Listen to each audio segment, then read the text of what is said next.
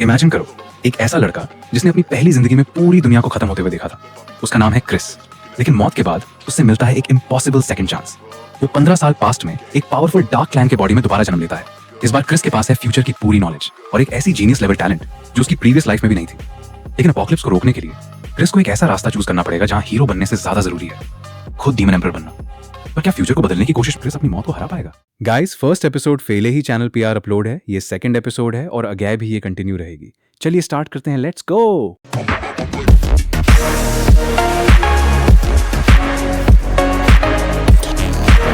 बाहर सब क्रिश्चियन के बारे में वरीड हैं क्योंकि उसने बिना किसी कंप्लेंट के पनिशमेंट केव ऑन्टर कर ली थी। उसका फादर सोचता है कि शायद उसे वहां भेजना गलत डिसीजन था। एक टाइम पे क्रिश्चियन को फैमिली का बहुत प्रॉमिसिंग चाइल्ड माना जाता था, इसलिए उसका इतना बदल जाना सबको कंफ्यूजिंग लगता है। लोग सोचते हैं कि आखिर वो इतनी बुरी सिचुएशन तक कैसे पहुंच गया। कुछ लोग मानते हैं कि शायद उसकी एरोगेंस ने ही उसे बर्बाद किया, लेकिन क्रिश्चियन का पास्ट दिखाता है कि वो ऐसी जिंदगी जीने से बेटर मरना पसंद करता था। अब क्रिस डिसाइड करता है कि वो बातों से नहीं बल्कि अपने एक्शन से चेंज प्रूव करेगा। उसका फादर फिर भी कॉशियस रहता है क्योंकि क्रिश्चियन पहले भी उसे बहुत बार ट्रिक कर चुका था। तब केव के बारे में एक सर्वेंट कुछ अनयूजुअल नोटिस करता है और पूरी डिटेल रिपोर्ट करता है। पता चलता है कि क्रिस कुछ मैजिक स्टोन्स अपने साथ केव के अंदर ले गया था, जिसमें एक ड्रीम स्टोन भी था जो हेल्यूसिनेशंस क्रिएट कर सकता था। उन्हें स्टोन के एग्जैक्ट इफेक्ट्स पता नहीं थे, इसलिए वो तुरंत केव खोलने की बात करते हैं। लेकिन क्रिस के फादर सीधा मना कर देता है। वो कहता है कि अगर क्रिस ने खुद ये रिस्क लिया है तो उसे वही रहने दिया जाए। 1 महीने बाद पनिशमेंट केव का गेट फाइनली खुलने लगता है। बाहर खड़े लोग सोचते हैं कि क्रिस अब तक तो कंप्लीटली रेक हो चुका होगा। गेट खुलता है और क्रिस बाहर निकलता है। उसका चेहरा देखकर सामने खड़ा आदमी शॉक रह जाता है। क्रिस अपने फादर को देखकर कहता है, "You've come, father. I've been waiting." उसके फादर उसे देखकर क्लियरली सरप्राइज्ड हो जाता है। क्रिस अपना प्रॉमिस याद दिलाता है कि वो बदल कर वापस आएगा। उसके फादर को क्रिस की आंखों में पहले से बिल्कुल अलग कॉन्फिडेंस नजर आता है। क्रिस सक्सेसफुली पनिशमेंट केव से सर्वाइव करके बाहर आ चुका था, लेकिन उसका फादर अभी भी उस पर पूरा ट्रस्ट नहीं करता। क्रिस बताता है कि केव में उसने टाइम वेस्ट नहीं किया बल्कि कंटिन्यूसली ट्रेनिंग की। उसने सबसे पहले अपनी बॉडी को इंप्रूव किया और स्वॉर्ड्समैनशिप मास्टर करना शुरू किया। व्हाइट माना स्टोन की हेल्प से उसका हर सेल स्ट्रांग होता गया। ड्रीम स्टोन ने उसके मेटामॉर्फोसिस का टाइम भी काफी रिड्यूस कर दिया। इसके साथ क्रिस ने अपने अंदर 2 माना कोर्स भी क्रिएट कर लिए। अब वो एक स्टारलाइट स्पेल भी यूज कर सकता था, लेकिन असल में वो अभी भी अपनी जीनियस लेवल एबिलिटीज को हाइड कर रहा था। वो डार्कनेस कोर का यूज करके अपनी लाइट कोर को कंसील करता था ताकि किसी को उसकी एक्चुअल पावर का पता न चले। लेकिन केव के अंदर जो हुआ उसके बाद सिचुएशन सडनली बदल जाती है। क्रिस के सामने ड्रीम स्टोन को लेकर एक अजीब सिचुएशन खड़ी हो जाती है। किसी को समझ नहीं आता कि क्रिस ने ड्रीम स्टोन को इतनी आसानी से कैसे हैंडल कर लिया। और तब सामने वाले को रियलाइज होता है कि क्रिस को तोड़ने के लिए किसी ने पहले से प्लान बनाया था। क्रिस के सामने एक खतरनाक थ्रेट आ जाता है जहां उसे अपने आगे बढ़ने के लिए सैक्रिफाइस के तौर पर यूज करने की बात कही जाती है। क्रिस अपने प्रॉमिस को याद दिलाकर अपने फादर से एक रिक्वेस्ट करता है। उसे ब्लैक स्वान नाइट्स के ट्रेनिंग ग्राउंड में प्रैक्टिस करनी है, लेकिन उसका फादर कहता है कि उस जैसे गुड फॉर नथिंग लड़के का वहां कोई प्लेस नहीं है। Black swan nights dark magic clan को सपोर्ट करने वाले 3 मेजर नाइट ऑर्डर्स में से एक हैं और क्रिस उनका ग्राउंड सिर्फ ट्रेनिंग के लिए बोरो करना चाहता है, ज्वाइन नहीं। वो क्लियरली कहता है कि उसका उनके ऑर्डर में शामिल होने का कोई इंटेंशन नहीं है। उसका फादर वार्निंग देकर फाइनली परमिशन दे देता है। क्रिस वहां से जाने से पहले एक और रिक्वेस्ट करता है। इस बार वो ब्लैक स्वान नाइट्स के एरिया में पहुंचता है जहां लोग उसकी रेपुटेशन को लेकर उसका मजाक उड़ा रहे होते हैं। क्रिस कहता है कि यहां आने की एक और इम्पॉर्टेंट वजह भी है। वो लाइब्रेरी में एंट्री मांगता है क्योंकि वहां काउंट कजार के डार्क मैजिक ग्रिमोयर्स रखे हैं। डार्क मैजिक सीखने के लिए क्रिस को उस लाइब्रेरी का एक्सेस जरूरी है। उसका फादर पूछता है कि क्रिस कंडीशंस क्यों लगा रहा है जबकि वो खुद क्लैन का मेंबर है। बाद में क्रिस मार्केट एरिया में पहुंचता है जहां उसे एडवांस्ड आइटम्स बेचने और खरीदने की बातें सुनाई देती हैं। लोग उसकी रेपुटेशन को लेकर अब भी उसे एक यूजलेस गुड फॉर नथिंग समझते हैं।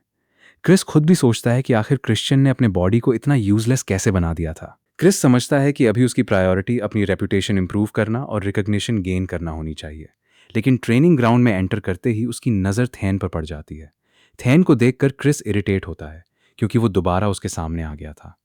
थैन भी क्रिस को देखकर उसे फिर से ट्रबल मेकर समझता है, लेकिन क्रिस सिचुएशन को डिफरेंटली देखता है और अपने हाथ में स्वॉर्ड लेकर कॉन्फिडेंट हो जाता है। उसे लगता है कि ये उसके लिए एक अच्छी अपॉर्चुनिटी हो सकती है। थैन क्रिस को फाइनल वार्निंग देता है और कहता है कि अगर जान प्यारी है तो यहां से चले जाओ। क्रिस उल्टा थैन से पूछता है कि क्या वो अपने वर्ड्स की रिस्पॉन्सिबिलिटी ले सकता है। थैन बताता है कि उसे यहां आने की परमिशन खुद काउंट ने दी है, जिसे सुनकर थैन शॉक हो जाता है। वहां मौजूद लोग भी मानते हैं कि काउंट के डिसीजंस का रिस्पेक्ट करना चाहिए। तभी ब्लैक स्वान नाइट्स की वाइस कैप्टन मेलिन सामने आती है और क्रिस की एबिलिटी पर डाउट करती है। क्रिस उसकी डेमोनिक एनर्जी फील करके समझ जाता है कि वो कम से कम 4 स्टार रैंक की है। क्रिस पोलाइटली उसे ग्रीट करता है, जिससे मेलिन भी सरप्राइज हो जाती है। वो हैरान होती है कि क्रिस उसकी डेमोनिक एनर्जी को विदस्टैंड कर गया और इसे वाइस कैप्टन होने की वजह से पॉसिबल मानता है।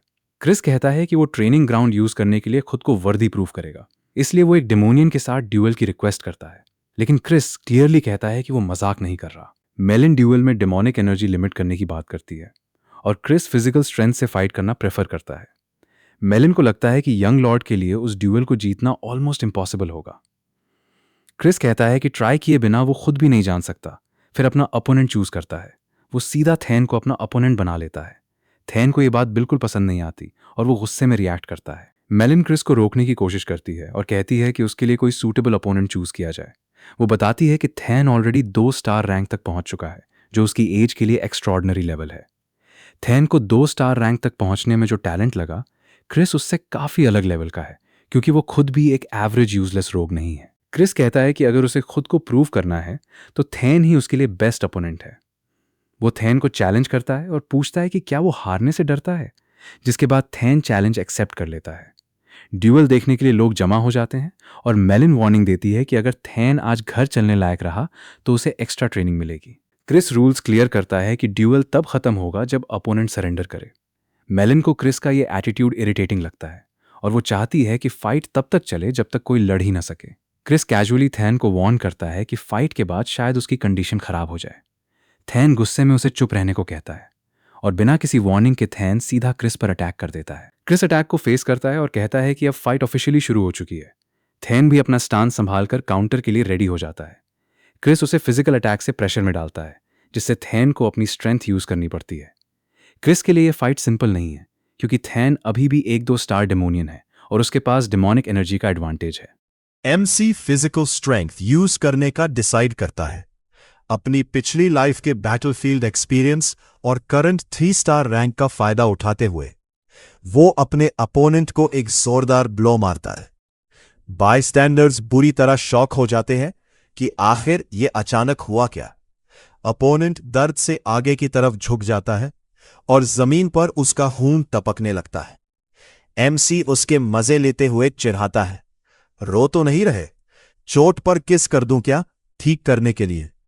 अपोनेंट गुस्से में हाफते हुए पूछता है कि यह जरूर कोई ट्रिक है, पर एमसी सैडिस्टिकली मुस्कुराता है क्योंकि उसे अपने दुश्मन की यह हालत देखकर बहुत मजा आ रहा था।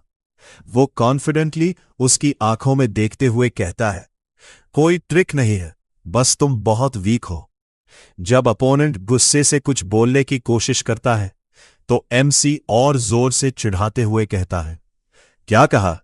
तुम इतने शॉर्ट हो कि मुझे यहां ऊपर से कुछ सुनाई ही नहीं दे रहा। गुस्से में पागल होकर ओपोनेंट अपना डार्क ऑरा निकालता है और मैं तुझे मार डालूंगा चिल्लाते हुए आगे बढ़ता है। आसपास खड़े लोग अचानक हुए इस अटैक को देखकर बुरी तरह घबरा जाते हैं, पर अगले ही पल ओपोनेंट जमीन पर बेहोश पड़ा होता है। बायस्टैंडर्स अभी भी खुद को यही तसल्ली दे रहे होते हैं कि जरूर यंग मास्टर ने एमसी को बचाने के लिए आखिरी वक्त पर अपना अटैक रोक लिया होगा, क्योंकि उनके लिए वही एक सेंसिबल बात थी। एमसी आराम से अपने बेहोश दुश्मन के पास खड़ा होता है, जिसके मुंह से एक अजीब सी सोल लाइक एनर्जी निकल रही होती है। वो वहां आई लड़की से पूछता है कि क्या उसने अब खुद को प्रूव कर दिया है। लड़की के हाँ कहते ही एमसी एक प्यारी सी इनोसेंट स्माइल के साथ उसे थैंक्स कहता है, पर अंदर ही अंदर वो बहुत खुश होता है कि उसका प्लान बिल्कुल सही काम कर गया और अब वो उस हारे हुए ओपोनेंट की सारी स्वॉर्ड्समैनशिप और मैजिक टेक्निक्स को अब्सॉर्ब करने वाला है।